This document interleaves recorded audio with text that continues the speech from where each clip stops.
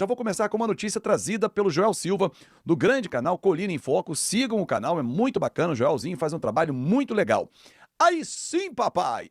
Balbuena, zagueiro que o Vasco tentou no início do ano, a pedido até do técnico Fábio Carille, que tinha trabalhado com ele no Corinthians, estava na Rússia, está livre no mercado. Esse sim é um xerifão. Zagueiro paraguaio, convocado para a seleção, capitão. Esse é para botar ordem na casa e a defesa é o que mais precisa. Aliás, o Admar Lopes está no mercado em busca de um zagueiro a pedido do técnico Fernando Diniz. E olha, se acertar a parte salarial, será golaço. O Balbuena, imagina o Balbuena com o garoto, com o Luiz Gustavo. Porra, esquece. A dupla vai ser de força e técnica. Enfim. E aí o Vasco vai ao mercado buscar o zagueiro, e o Balbuena é o nome da vez, e mais um atacante. 3 setores o Vasco buscou nessa janela. Zaga, meio, já veio o Thiago Mendes, que foi apresentado ontem, vestiu a camisa 23, e agora o ataque também. Então, Balbuena será um golaço. O Barros está voltando ao Vasco, o Barros, que é destaque na equipe do América Mineiro. Não fazia sentido nenhum. O Cruzeiro, que é líder do Campeonato Brasileiro, fez 2 propostas para comprar o garoto, o Vasco não aceitou, o Vasco deixá-lo emprestado. Vai pagar a multa ao América Mineiro e vai trazer de volta o Cauã Barros. O Rayan vai ter o contrato renovado de novo. Pô, mas como assim, Azevedo? Ele teve o contrato renovado agora. Sim, ele está valorizado no mercado e o Vasco quer buscar mais valorização para ele. Para isso, precisa refazer o contrato ou reformar o contrato. Um novo vínculo com um prazo maior, com valores maiores de salário e multa serão propostos ao atacante Rayan, que tem se destacado com o técnico Fernando Diniz. E o Vasco está muito confiante que conseguirá essa renovação de contrato antecipada. Alguns jogadores que terminam contrato no final desse ano devem ser dispensados agora. Paulinho, Jair, Puma, Jean Davi. Paulinho, Puma e Jair. Esses 3 terminam no fim do ano. Todos os representantes já foram chamados para conversar. Puma deve ser liberado, mediante até uma compensação. Vai estar tentando uma negociação para recuperar alguma coisa, mas se perder os 2 milhões de dólares, segundo a diretoria do Vasco, já está no pacote. É melhor do que ficar com ele em casa, porque está ocupando espaço.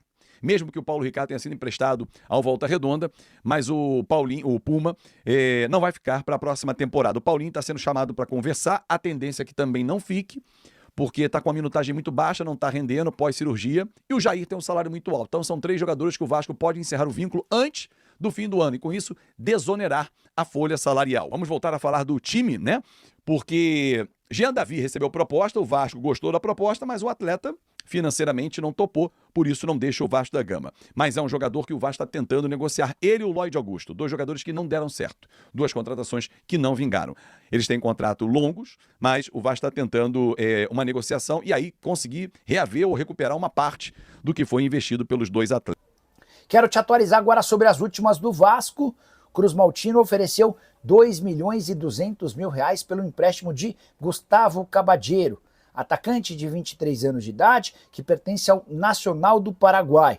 Ele é um dos destaques por lá. A ideia do Vasco é contar com esse atleta por 1 ano e com uma opção de compra de R$12.200.000, salário dele no Paraguai de R$100.000 por mês, ou seja, não seria um grande problema. A expectativa de que esse acordo possa ser fechado nas próximas horas.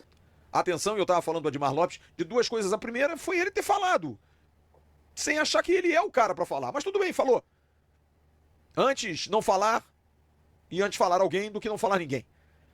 Mas mais uma vez o discurso de falta de dinheiro, de cabeça baixa, de apequenamento, pelo menos nas imagens.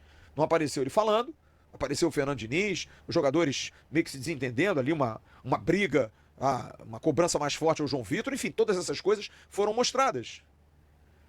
Mas o presidente não falou. A gente deu várias notícias ontem de movimentação de mercado, o Vasco está se movimentando, mas me chamou. Atenção, eu estava falando do Admar Lopes de 2 coisas. A primeira foi ele ter falado, sem achar que ele é o cara para falar, mas tudo bem, falou. Antes não falar e antes falar alguém do que não falar ninguém. Mas mais uma vez o discurso de falta de dinheiro, de cabeça baixa, de apequenamento. Eu acho isso péssimo para a imagem do Vasco. Tudo bem, a gente precisa ter uma autoridade e a gente precisa mostrar ao torcedor que a gente não vai mentir. Eu concordo com tudo isso, mas no mercado isso é muito ruim. Não é dizer que você vai fazer e não pagar, como o Vasco tem feito nesses últimos anos. E acho isso até uma maneira bastante honrosa da atual gestão, ter esse pensamento.